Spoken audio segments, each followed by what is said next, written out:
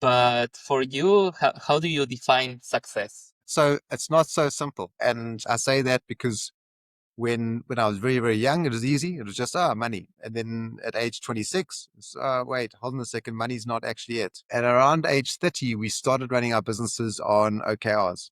So objectives and key results. And I realized, flip, if we're running our businesses on OKRs and OKRs are working in the business, why don't we run our life on OKRs and decide on what the big objectives you want to achieve in life are, and then keep working towards them every single year, every quarter, and see how you're tracking. And from time to time, they're going to change. So I track my success against those seven objectives, and then each year put key results in to see whether I'm aligned to my objectives, and yeah, hold myself accountable. I have a question. Do you think success and happiness are the same thing? So one of the objectives is happiness. Okay, okay. So you answer my question. Yeah. Yeah, yeah.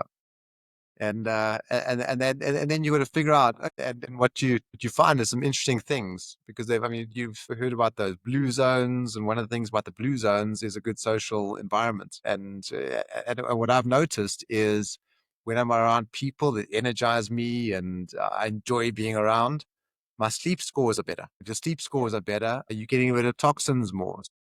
You end happiness is very important.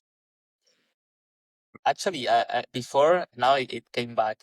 I was going to ask because I saw many people that they achieve financial freedom and then they they have a crisis, that they are not happy. There are different theories that they have, right? It's like they achieve the goal and now they don't have any purpose. They need to find what is purpose in life, right? Yes. And but what do you think about that? Because working in finance and helping people to achieve financial freedom, you probably have seen many different cases.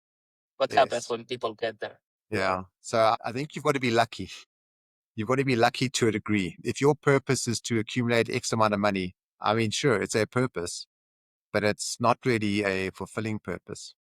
So I often think that purpose finds you. And I'm not a religious guy at all, but I've seen it happen where it's almost like something magical happens to an individual. And all of a sudden, they've got a lease on life that drives them for the rest of life. And I got lucky. I found purpose at the age of like 30, 31, proper purpose. And the reality is it's a never ending purpose. To get the entire world to a point of financial freedom is, well, it's an ideal situation, but it's unlikely to have 100% of the world financially free.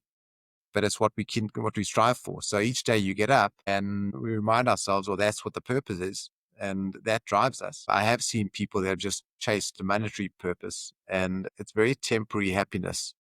They might achieve a goal, but you also can't retrofit a purpose into money. So you can't say, well, my actual purpose is money. Instead, I'm going to find another purpose and retrofit it. Yeah, yeah, If yeah. your goal is really money, you've actually got to have a real purpose, whatever that real purpose is.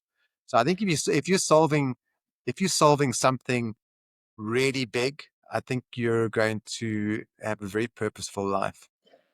Yeah, I agree with that. So now if 22 years old you goes to your office, you can have a chat. What could you do? So I'd probably say two things. So however big you're thinking, think bigger, Love it. and however bold you're being, be bolder, and you'll be surprised at the results.